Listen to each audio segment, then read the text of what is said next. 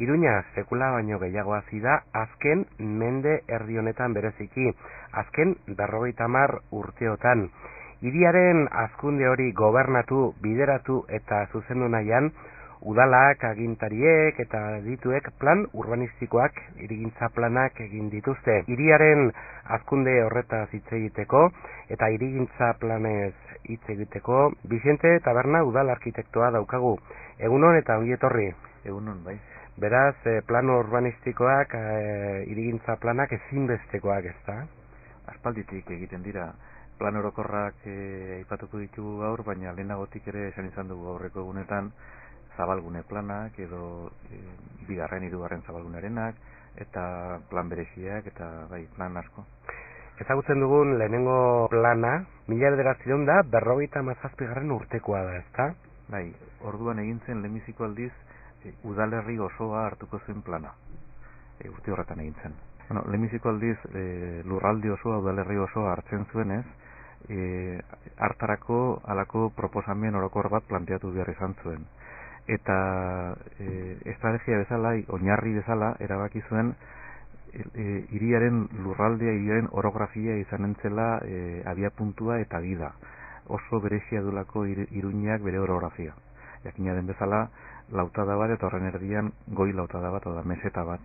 Eta goitik bera eta betik gora harremanak izan behar, lotu behar, eta aldapak noski.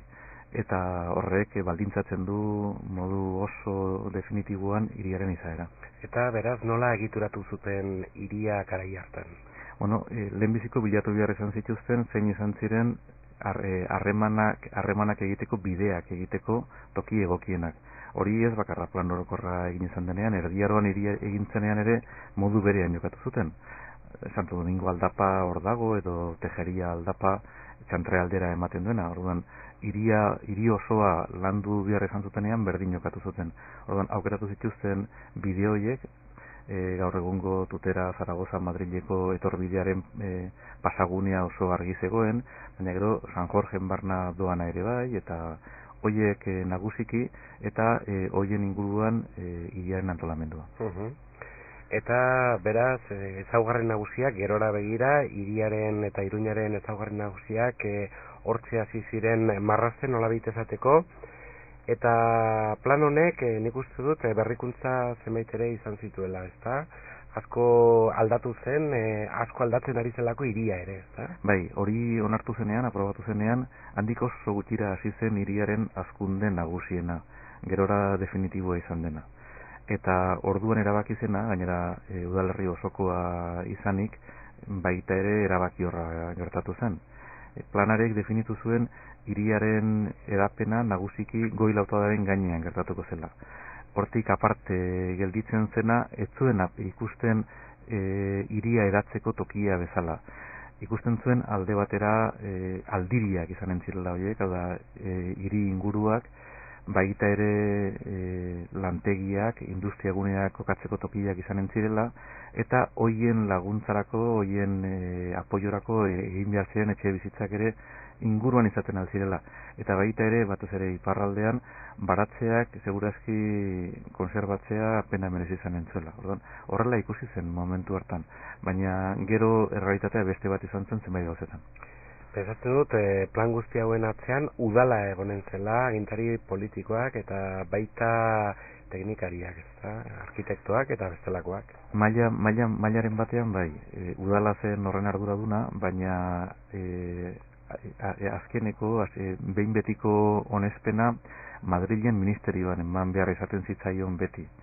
Eta teknikariak ere Madrileko ministeriokoak izan ziren. Hiriko plana egin zuen arkitektuan beste hirietako planak ere egin zituena izan zen, Muñoz Monasterio izeneko bat, eta haren agintaria zen, eta Iruñan eragin handia izan zuen Pedro Bidagor izeneko beste bat. Eta beraz, plan horrekin Iruñak aurrera egin zuen urteetan zehar, ezta? Bigarren plana ezagutzen duguna behintzat nagusiena, Julian alkatearen garaian etorri zelako, ezta, transizioaren garaian. Bai, behin betiko onartu zen 20 piko urte geroago.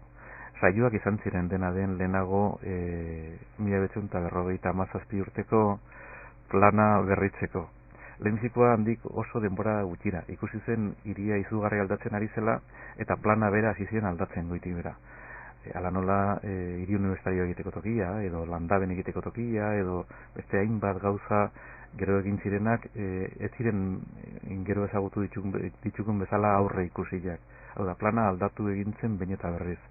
Bere garapena egin alizateko ere dudazko zenbait bide erabili behar izan ziren, baina halakoa zen aldaketaren abiadura besterik ezin zutela egin. Bueno, besterik ezin zutela egin edo bide egokia erosoa izan zela beraientzat. Orduan, hori gertatzen ari zela ikusirik, plana onartu handik oso urte gutxitara erabaki zuten berraztertu egin behar zela errealitate berrira egokitzeko. Eta saiatu ziren. Baina Madriletik, orduan lehen esan bezala Madrilen agintzen zen, esan zieten bai, baina egia da onartzen dugu aldaketa, baina ez duzu hiriko plana egin behar, baizikan eta eskualdeko plana.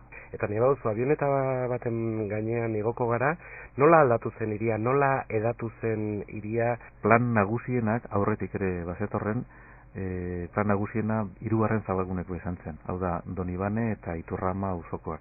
Gehien bat plan horrekin osatu ziren, bata 60. hamarkadan eta beste aurrengoan. Hau da, 10 urte olako auzo berri bat egin zen. Lehentxeago hasia zen, urte batzu lehentxeago, 5 urte, 7 urte lehentxeago hasia zen txantrea egiten. Eta plan horrekin osatu zen txantrea. Eta gero errotxapean gauza zati franko egin ziren. Oraindik errotxapea ez da akabatu, orainari gara akabatzen, baina urte horietan zati franko egin ziren. Baita ere plan horrekin esan duzelai egin zen. Plan horrekin ere milagrosan zati puska batzuk egin ziren, unibertsitate pribatua orduan egin zen, landaben orduan egin zen, eta gero etxe multzo zueltoak ere bai. Hiri bat egiten ez zainiz bukatzen, ez da? Ez da dugu berritzen, zahar berritzen, gauza berriak egiten ari gara, ez da? Etengabeko aldaketa eta bilakaera, bizitza bera bezala, ez da? Bai, gauza bizia delako hiria. Hori da nik uste definizio egokia hiriarena. Alde batera, izaki guztiak bezala etengabe aldatu egiten da. Baina, kontuan izan behar da, aldi berean ere, bera izaten segitzen duela. Hau da, duela 800, duela 1000 urteko hiria, gaur egun ezagutuko lukete ordukoak ikusiko balute. Hau da, hiria funtsean zenbait gauzetan berdin izaten jarraitzen du hiriak, eta beste zenbait gauzetan aldatu egiten da. Aldatu egiten da barrenetik, etxez etxe, banaka aldatu egiten dira. Hau da, gaur egun hiri zarrean ditugun etxeak ez dira duela 600 urtekoak, ez da duela 400 urtekoak ere, gehienaz ere baten bat duela 100 urtekoak, baina gehienak azkeneko mendekoak dira. Eta hiria berriz, aspaldikoa da, hiria mantendu egin da, baina bere osagaiak aldatuz. Eta modu berean edatu ere egiten da, orduan hori berria da. Vicente Taberna, udal arkitektoarekin ari gara solasean, hirigintza planak gaurko honetan mintzagai, eta orain arte lehenengo plan orokor hori aztertu dugu, nahi baduzu orain Julian Maldozen alkatetzarekin batera aurrera eraman zuten plana aztertuko dugu. Bigarren plan horrek ezaugarri nagusiak zintzu izan zituen eta nola aldatu zuen hiria, berriz ere avioneta gainera igoko gara. Bai, lehenbiziko planarekin esan baldin badugu ura onartu eta berehala izugarrizko edapena etorri zela, bigarrenaren testu ingurua erabat kontrako izan zen, onartu zeneko testu ingurua. Oroitu behar gara garai hartako krisi, egiturazko krisi sakon hartaz, urte gutxi batzuek lehenago hasi zena, eta plana onartu handi gutxira akabatu zena. Hori alde batera, eta beste alde batera baita ere sistema politikoa goitik bera aldatu egin zen. Urte gutxi batzuk lehenago ere, Julian Baldu izan zen lehenengoa, aukeratu izan zen lehenbiziko udal demokratikoa edo. Eta orduan testu inguru horretan dena berria zen. Alde batera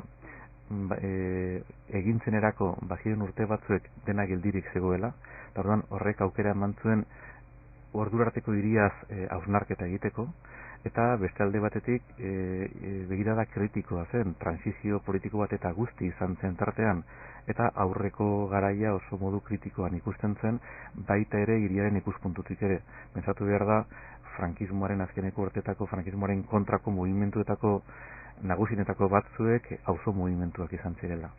Eta orduan testu inguru horretan egin zen plan berria. Eta plan berritzailea beraz, hiria beste modu batera ikusten saiatu zena, eta baita ere ikuspegi kritiko batetik begiratu zuena, eta izugarrizko kritika egin zion ordu berteko hiriari.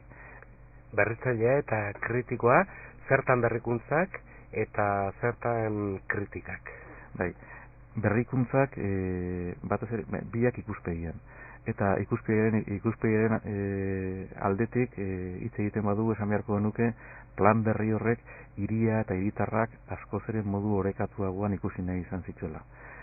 Ordurateko hiriari hiri hierarkikoa izatea leporatzen zion, zonin deitzen den teknikaren bidez gauzatua, hau da, zati batzuek ongi eginak eta beste batzuek baztertuak, alde batera utzileak zituena. Klase sozialak batzuetan eta besteetan. Hori. Eta gainera fizikoki, ikuspegi kritikoa zen alde horretatik, eta orduan aukera kontrakoa zen, eta fizikoki ere ikusten zuen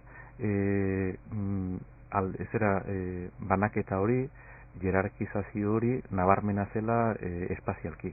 Eta espazialki izaten zuen hiri bat izan beharrean, hiriak bi hirik osatzen dute. Bata noblea, ongi egina, aberatzena, goi lautadaren gainean egin dena, eta bestea berriz langileena, batere dotaziori gabea, batere egiturari gabea, batere azpiegiturari gabea, baldintza kaiskarretan gauzatu dena, eta arazo nahiko dituena, eta hori nagusiki hiriaren iparraldean gertatu da, baita ere hegoaldean, baina gutxiago, eta hegoaldean beti mesetatik kanpo, goi lautadatik kanpo gauzatu da. Beraz, hiri transversalago bat egitea erabaki zen garai hartan, eta berriz ere avioneta gainera. Nik zeruan barna ibili nahi dut gaurko honetan Bizente Tabernarekin. Zer aldakuntza izan ziren argazki bat, mesedez? Bai, bueno, lehen da biziko planak berak kontuan izan zuen izugarri egoera ekonomiko larria zela, edo ala uste zuen. Eta orduan bere proposamenetan ez zuen uste modurik bazenik haustura ura konpontzeko. Eta orduan ura egiteko modurik ez zegoenez, planteatu zuen bakarra izan zen eskasenak diren auzoak, gutxien ornituak dauden auzoak gutxienez falta ituzten oinarrezko gauzaz aurnituko ditugu. Besteak beste zein? Besteak beste Errotxapea, Sanduzelai, Milagrosa horrelakoak, goi lautadatik kanpo zeudenak. Hori ikuspegi bezala, hori planteamendu bezala, ezinezkoa ikusten bai zuen, aztertu zuen haustura ura konpontzea. Baina plan hartu eta handik oso denbora gutxira horrez ere, bi urtetara berriz ere hazkundea hasi zen, eta ezinezkoa zirudien ura posible bihurtu zen. Orduan horrek ere ekarri zituen planaren zenbait berrikuntza. Gerora urrengo planari bidea irekiko ziotenak. Eta bueno, urte horietan 1984an onartu zen, Balduzen agindupean egin zen plan hori, indarrean egonda orain dela 5 urte arte, 2002 urtean onartu da urrengoa, 3. Orain arteko azkena. Tarte horretan handitu egin dena izan da, edo edatu egin dena izan da, alde batera goi lautada erabat osatu egin da, bete egin da. Aurreko planarekin Donibane eta Iturrama aipatu ditugu. Donibaneren bazterrean ere orduko zermita gaina gehien bat egina zen, baina tarteko zenbait toki egin gabeak ziren, adibidez Pio 12. Etorbidearen bi aldeak egin gabe zeuden. Orduan hoiek egin ziren, Donibane eta Iturramaren arteko jadena osatu egin zen, eta gainera gehitu zitzaion mendebaldea deitzen duguna. Orduan hiriaren mugetaraino ailegatu zen edapena, osatu egin zen hori, bete egin zen hori. Baita ere urte horietan egin zen azpilagaina. Lehenago planifikatua zen, baina urte horietan egin zen azpilagaina. Eta gero iparraldeko auzoetan aldaketa sakonak egiten hasi ziren. Nagusiki Errotxapearen plana berritu zen, Errotxapeako plana berritu zen 1989 urtean, eta berritze hori gauzatzen joan zen. Zati asko egin ziren, zatika egina izan baita auzo hori, orduan zati asko egin ziren, eta baita ere txantrean zenbait zati aldatu ziren. Nagusiki Marcelo Zabaieta Bilabako Atarrabiako etorbidearen bi aldeetan zeuden lantegiak desagertu ziren, eta horren ordez plaza batzuek eta etxebizitza multzo batzuek egin izan dira. Beraz, goi lautada osatu, zuk esan duzun bezala, urte hauetan zehar, ibaiaren inguruak berritu, eta beste bat auzo ere berritu egin dira, berritu egin dira, eta hiria gero eta gehiago haunditu da, gero eta gehiago edatu da, eta beste udalerri batzuen mugetara ere iritsi da, ezta? Noraino edapen hau noiz arte? Bueno, noiz arte ez dakit, baina udalerriaren barrenean hau gertatzen ari zen bitartean, ongi aipatu duzun bezala, eskualdean ere aldaketa batzuk gertatzen ari ziren. 60. hamarkadan batzuek oso gutxi, baina batzuek, nagusiki Burlatan, Atarrabian, eta gero kontu berezi bezala, toki berezi bezala zizurren eta Barainain jarri zen abian. 70.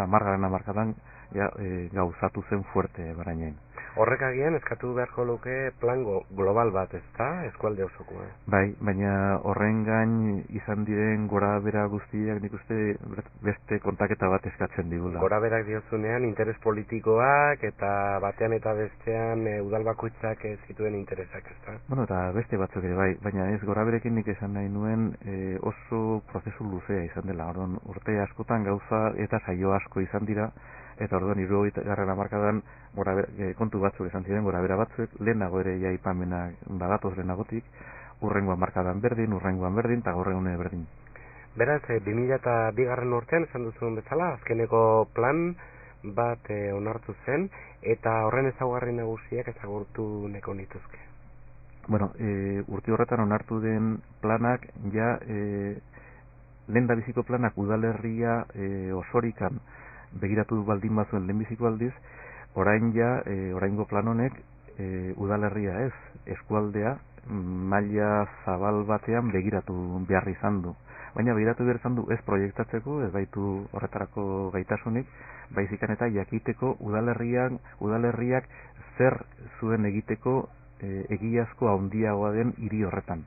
Hau da, aukeratu behar izan du, berezi behar izan du, eta aztertu behar izan du, zer den udalerriak jokatzen ari den papera, nola gauzatu behar diren, hor egin beharren egiten ari garen azkeneko auzoak, zer aldatu behar den, nola egokitu behar den, zer berplanteatu behar den. Zema galdera egin dituzun eta erantzunak nahi ditut, galdera guzti horien erantzunak.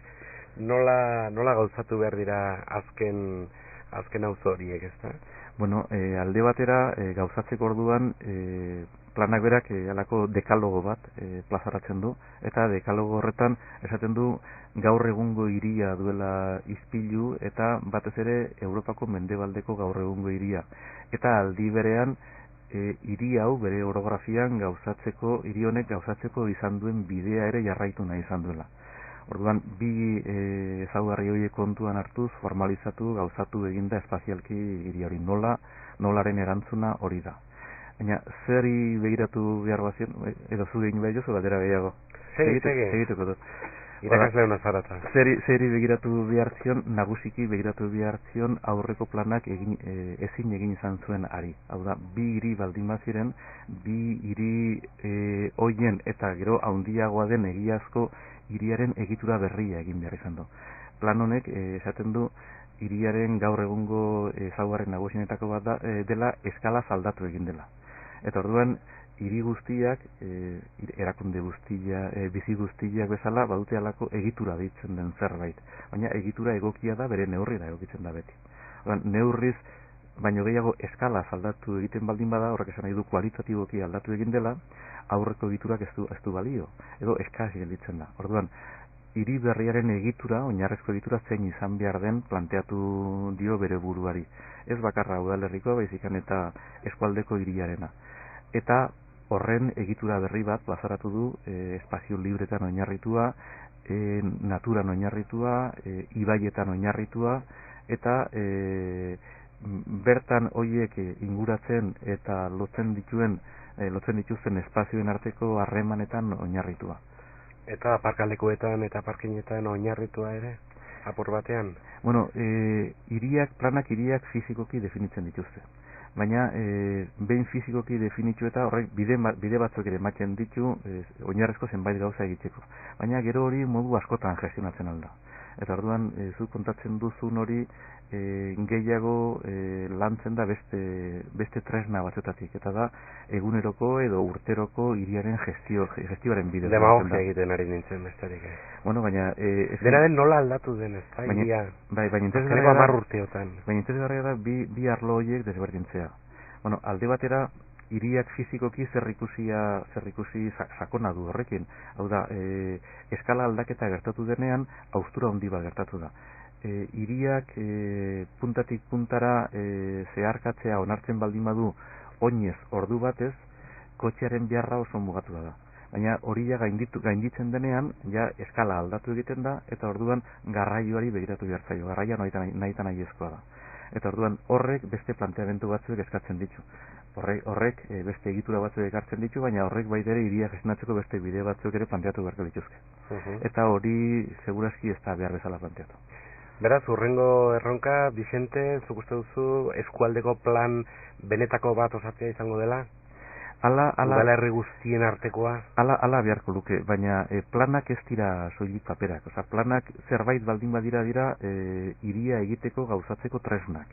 Eta orduan administrazio egokiak berituz horretarako. Orduan, orain arte egiten baldin badira udal planak, da udalak gauza direlako bere udalerrian planura gauzatzeko. Baina horrelako erakunderik ez dugu, eskualdeko erakunderik ez dugu.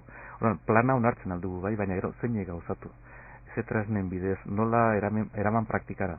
Eta orduan, papera besterik ezpada ez da ezertarako. Orduan, planak edo gauzatzeko dira edo ez dira ezertarako.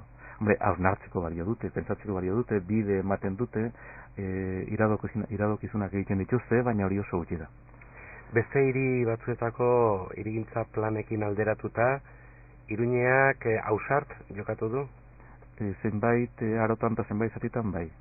Nik uste dut hor barna ateratzen garenean eta ikusten juzenean gure planak eta egin duguna ere ikusten dutenean bere hiriekin konparatzen baldin badute halako admirazio puntxu bat ere erakusten digute. Admirazioa zertan jokatu du ausart Iruñeak? Zertan batez ere egitura berri horiek gauzatzean. Eta baita ere ez du horrela zati desitxuratu egirik beste hiri batzuekin konparatuz. Lehengo batean ikuste aipatu genuela, kanpotik etortzen direnak esaten dute, hombre, hegazkinez etortzen baldin bagara den hegazkinaren zera hori aipatu duzu. Avioneta txiki baten. Bueno, avioneta txiki batean ere etortzen baldin bagara, hiria goitik ikusten badugu ez da gaizki ikusten. Eta horrez beste hiri asko gaizki ikusten dira. Ordenatuta bintzat ikusten da. Horrek ez du esan nahi, bertan bizi direnak arazo larririk ez dutenik, eta ez antzekorik espazialki, fizikoki nolako den ari gara kontatzen. Gazteluko plaza primeran ikusten da, eta Zezen plaza ere, eta Ciudadela dela ere, eta beste hainbat toki ere, primeran. Auzo berriekin ere gauza bertsu esaten dute. Auzo berrietan badago alako kultura bat ere, alako antolamendu oinarrizko bat ere izateko egiteko. Auzo txikiak lo egiteko, auzoak azkenaldi honetan gehien edatzen direnak horiek dira. Horien inguruan eta bukatzeko zure azken iritzi bat nahiko nuke, ez da? Onge egiten ari dira, Bustintxuri dela, edo Sarriuren dela, edo dena delakoa. No, nik uste dut horretan badirela bi kontu. Bata, auzoak ari gara hiri berria egiten, auzoak barrenera begira oroa restira gaizki egiten ari. Baina auzo berrietan alde batera utzi da erabat hiri osoaren egitura ere egin behar dela aldi berean. Eta hiriaren ikuspuntua falta da. Orduan, hori bakarra ikus daiteken ikuste gaur egun hiri nagusiaren barrenean. Iruñean ikusten da, egiten ari garela egitura hori, hiria bera egiten ari garen bitartean. Eta horrek soportatzen du, hori handia delako oraindikan konparazionean, horrek soportatzen du, horrek eusten dio hiri osoari. Baina egiten ari garen hiri berriak badute arazo nagusi bat, eta da egitura berri bat gauzatu edo luzatu edo zabaldu beharrean azpiegitura sinpletan oinarritzen ari dira. Eta azpiegitura eta egitura oso gauza desberdinak dira.